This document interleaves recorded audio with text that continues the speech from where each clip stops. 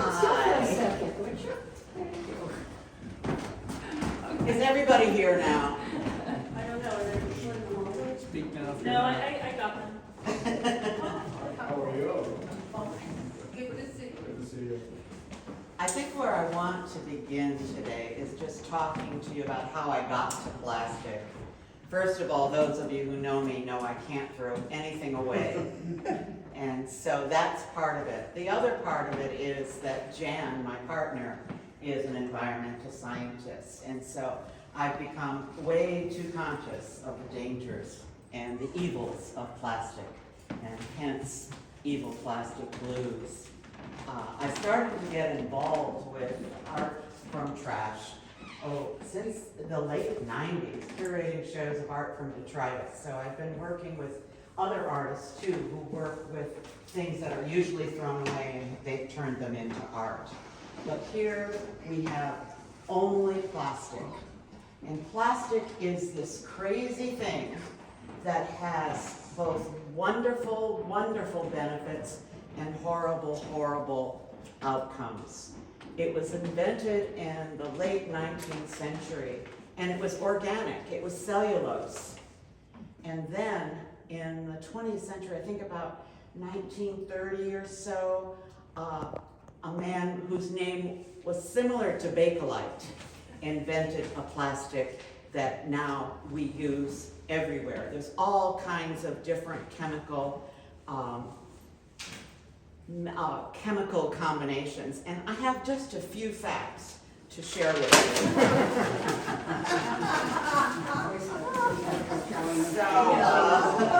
And it's hard to know where to begin.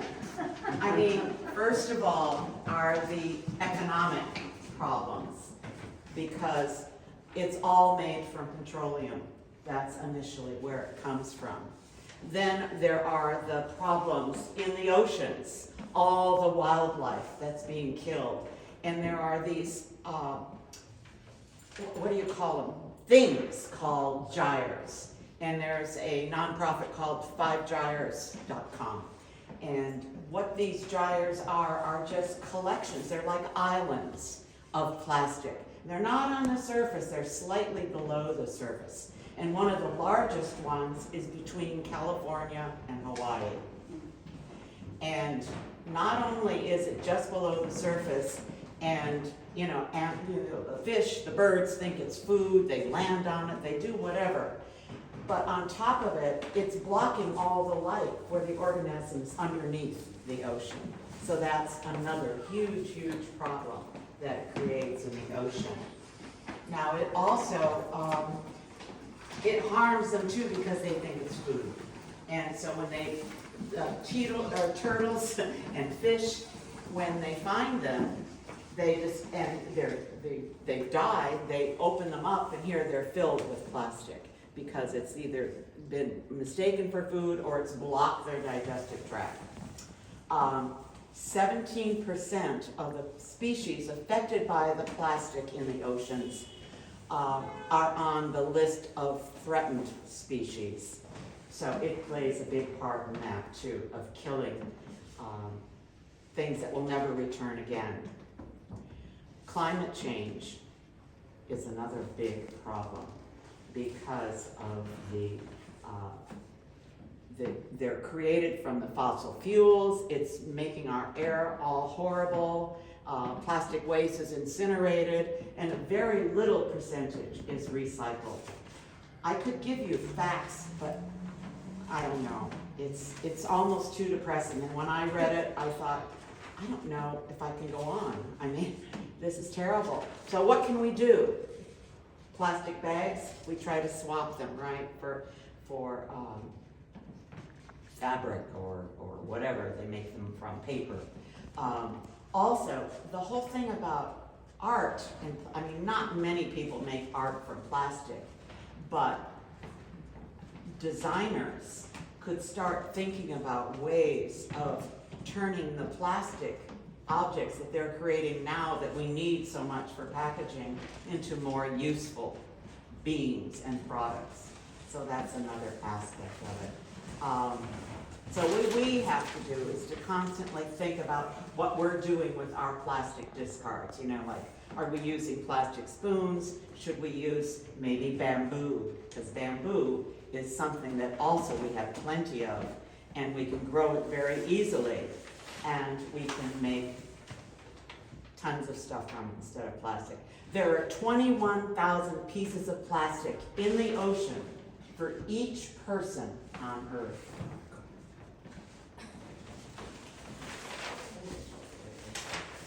The world produces about 400 million metric tons of plastic waste every year, and 10 million tons of that end up in the ocean. And crazily, the US produces more plastic waste than any country. China creates the most objects from plastic, but we throw away the most plastic. The best recycling country is India for plastic.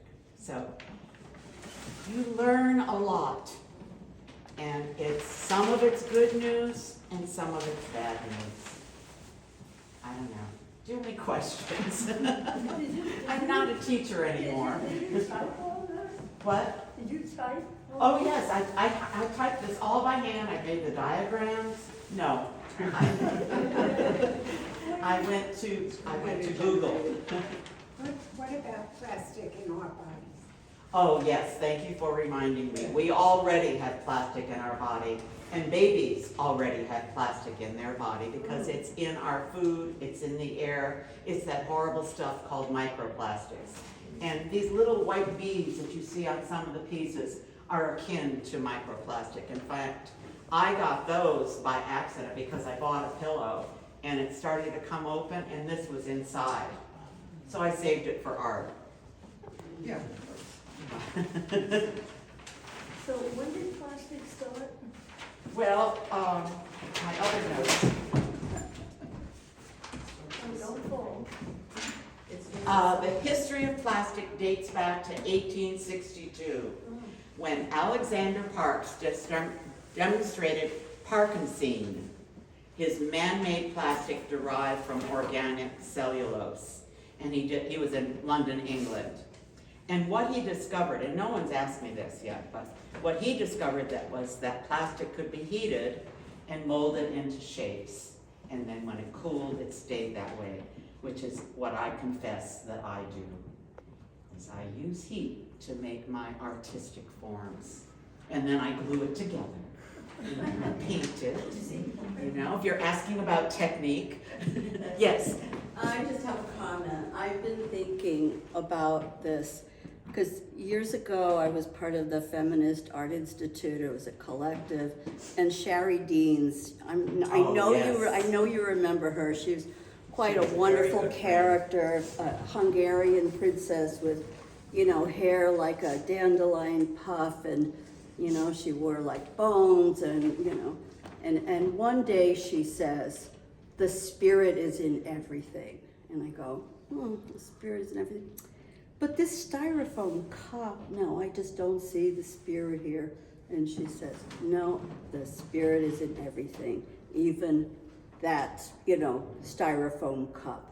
And I've just, you know, kept that with me. Yeah, so, yeah, here we go. The spirit is. So in a way, I guess I'm trying to put the spirit back The spirit, into it.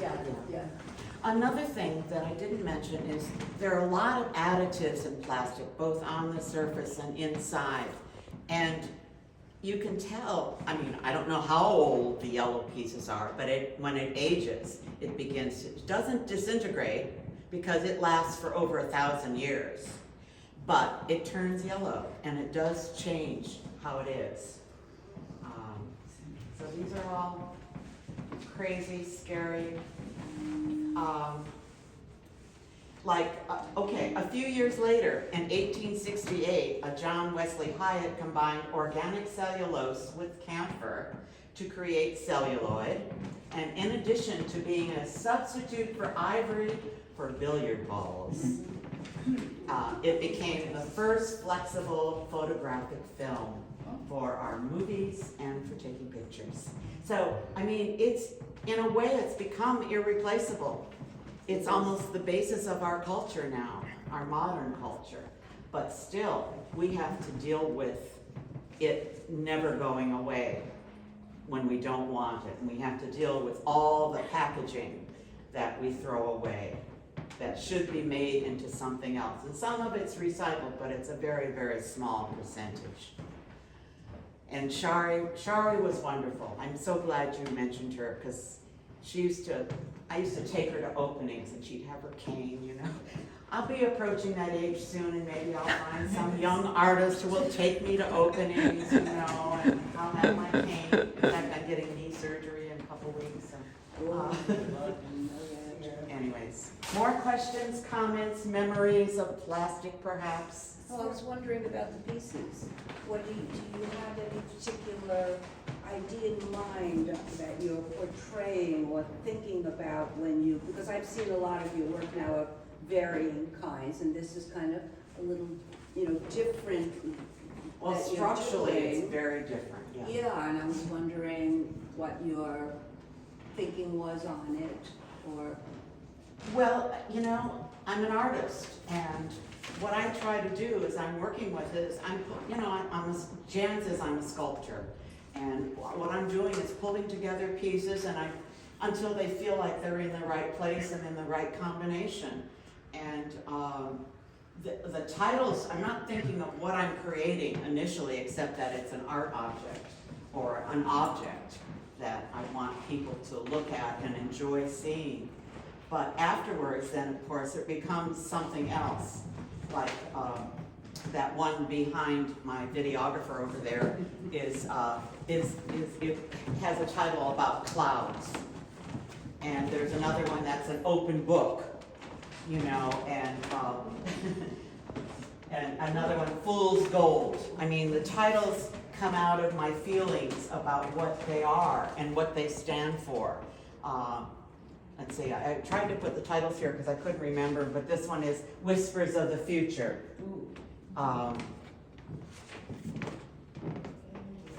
Hoping for Forgiveness. Kind of, broken dreams. Yeah, Sheila? When you worked on this piece, this small piece, did you envision it like this in your head? Or did you work on it section by section? No, I work on small sections because it becomes a problem. The one at the end, is too big to put in an ordinary size box, so for shipping. So I started working in sections, and then each time I install it, I just kind of fit it together and try to make it have some meaning. But that was a preconceived idea to have this whole thing. Oh, yeah. I mean, I confess I did show some aspects of these at a little gallery in Brooklyn that Ursula Clark has called Gaia Gallery. Some of you may know of it. And some of these were grouped into smaller installations and were like wall reliefs. But now I want to just make it an installation because I think it's a big story. Are they glued together? You use glue? No. The little pieces are glued, yes. Yeah, with glue. What kind of glue? E3000 glue. It's very toxic. Yes. You have to have ventilation. You have to be very careful. This is one of the problems of being an artist, working with plastic and objects, is you do have to be careful, with the materials, like spray painting. I can't spray paint on Canal Street because I have 2 cats, I have a boy, well, actually, he's not my boyfriend, but we won't go there. My honey. So I spray out in the backyard at Lambertville, and usually I put them loose pieces in a big plastic bag and I spray them, and then that also suggests what to put together. I mean, we all have our ways of working, and I don't know what else to say about that, but we do, and they're all different, and what works for me would not work for you, and how you work would, because I'm not neat like you are. I have stuff everywhere.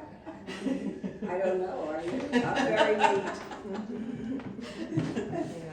I don't know. I just Yeah. want to comment, the optical qualities are just so incredible of the Thank you. plastic. You know, the way they, they sparkle and seem Well, I alive. have to thank Sarah. Where are you, Sarah? I'm right here. Okay, she's listening. She did the lighting and she did just a gorgeous, gorgeous job. We're pale in comparison. What else can I say? I think the new ones, well, wait, give me a little bit more. Okay. These last two on the end here are the last pieces that I did for the wall. And I started to incorporate, bits of nature to maybe make the story more clear. And to remind us, to remind me, to remind you that this is what we're going to lose as we destroy our earth and our planet and our air and our bodies and our animals and everything. This is such a strong piece, the individual sections with the dark and light, beige, I don't know if you call it beige or brown. The aging, yeah. The aging, and when you put it together, it works so well. Yeah, and the thing was, when I put them together, some of them were not yellow already. Really? They age all the time. Each time I open it, it'll be So, was different. that mostly paper or plastic? The age? It's all plastic, and it's the plastic that's aging. It's the additives in the plastic that are turning the plastic yellow. So that Really? if that's inside of us, it's not. Is Yeah. it plastic from packaging? Yeah, these are all packaging. These are all the shapes of objects, pencils and blades and toothbrushes. There are a lot of toothbrushes thrown away. Cigarette butts. It's curious what is the worst plastic that is left over. Not things you would imagine, plastic bags, of course. Balloons. Balloons should be outlawed immediately because they puff up, especially those plastic ones, and the turtles really do think they're food, like Yes. they think that they are They think floating. they're jelly, what do you call it? Jellyfish. Jellyfish, right. And then Jellyfish. they expand, and that's what's killing them. Yeah. I don't know why they're not outlawed. We outlawed plastic bags in the supermarkets. I don't know why we sell them in every gift shop. It really hurts me to see them, and I'm constantly, anytime I'm at the ocean, the seashore, roaming in and pulling them out and trying to dispose of them in a manner that they will not get into the ocean. Right. Sarah. I just wanted to comment that as people have come in, we've had several people mention that the pieces kind of are reminiscent of like stones or like gemstones or Mm. minerals, different like natural materials on like their first impression, which I think is an interesting comment about, How they've been how they've been transformed. affecting, Yeah. about the natural world and the impression that they initially gave to people. Thank you. What? No, I'm sitting here thinking, an artist can come up with this. It's amazing what the human being is capable of creating. Well, this is why art is so important. I mean, People think art is useless, but it's not. You took junk, and made beauty out of it. Yeah. Maybe that's what a lot of art is. It's junk that's been made beautiful. I don't know. But, yeah, Sharon. I just love them. I just think they're gorgeous. And as you know, I have grandchildren, and I have to. You talk about it's hard to go on with this story. All the microplastic in everybody's bodies and all of that. All the new information we keep getting. I somehow have to believe that the kids will come up with, with answers, because they're being raised with. A lot of us are giving them a lot of knowledge, and the schools are giving them a lot of knowledge about the environment. And you hear about things. I mean, I don't remember the details, but I read not too long ago about some contraption that they've come up with, young people have come up with, maybe in Scandinavia, that can gobble up the carbon dioxide and do something with, I mean, I just believe that, Well, they're figuring out Yeah. enzymes now that do already consume plastic, and, you know, so it will happen, Have to, hopefully. believe. But it is something that we have to work on hard. yeah. And we have to realize too that we can help. We really can.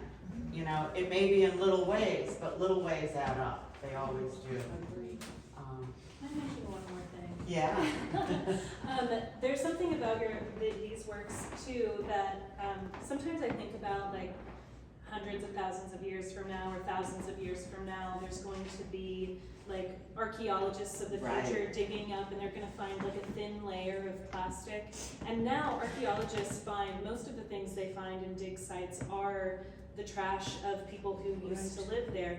It's like ceramic pots, things like that. And so this exhibition kind of reminds me of like maybe a show from the future of like found objects that from now. I like futurism. Yeah. Yeah, good. I love these reactions. I need these reactions. Actually, I have an idea for a piece already, and it's stuff I've been saving, the tops of yogurt cans, yogurt, those large ones. And I get Greek yogurt, and they're all translucent. So I probably have about a pile about this high now. So I've got an idea for a piece. It'll be different than these, but I'll try to make it kind of connect.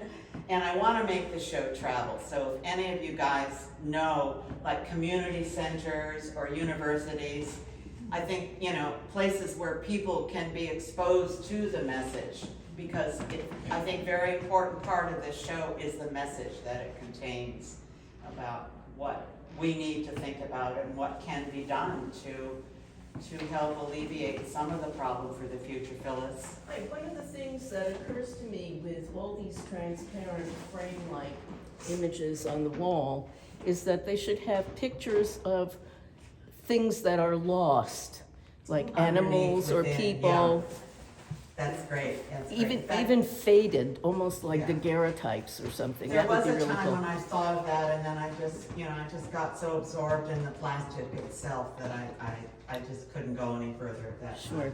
But that's a great way of getting the message across Sure. too, more clearly. I know you've been involved with plastic for a long time, so do you see your work changing from beginning of the use of plastic to now? Well, I think before it was the junk now scroll. I got crazy about that for about a decade.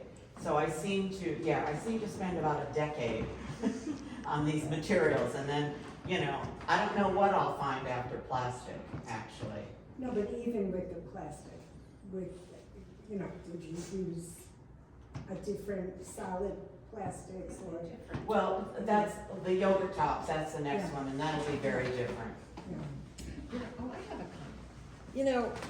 I also have worked with plastic and. I know you did all those incredible bottles. Right. Water bottles. That's what I was gonna say, that, I can't even remember exactly the date that I started working with him, but since that time, 2011, I think, because it Oh. was the show at Law that I did, okay. Williamsburg Art. Okay, yeah, big tower bottles. Yeah. So, since that time, the formula or the way they make up bottles has changed. They have, the caps are much smaller. They don't use the same variety of color in the caps. The strength So they're of them, working on it. because one of the things with the plastic that I used, I wanted to make it a structural material. For big, these are structural, but like bigger structures. Right.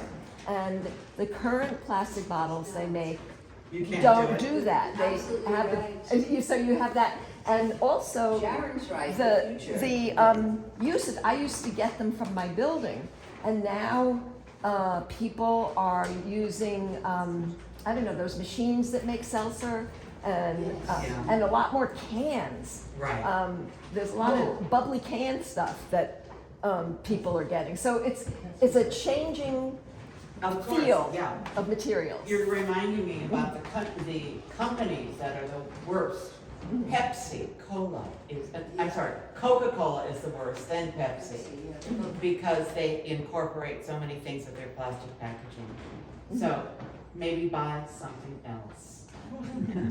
I think that in a way, maybe that's what we have to do, is look at the manufacturers who use plastic and figure out ways not to support them, not help them, or convince them to be better people. One of the problems is theft.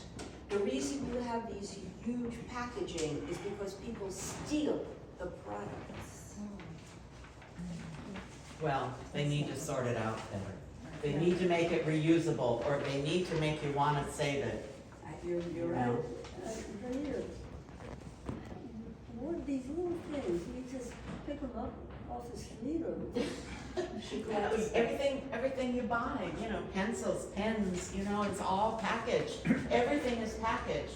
You can't just go in She's and been buy. a great source of getting rid of these things, because I'm sure people would love to give you. no, she wanted us to give it right. Yeah. At the beginning, yes, but not anymore. No, I can understand that. I got enough. I got Yeah. enough. Uh-huh. I think we have time for just like one or two more comments or questions, so Yeah. if anybody has anything to. Well, I just also wanted to say how many people you have influenced and affected with your work. You know, that it's had like a wide audience, and and a wide effect on artists, and so I just Trying wanted to make them use garbage. use garbage and, you know, showing the potential Yeah. of reuse and politically. And actually, I think there've been about 30 Art from Detritus exhibitions. And the last one was called Untrashed. I love being able to come up with a new title. I thought, wow, we're gonna change now. We're gonna go on. What's the future is here. What?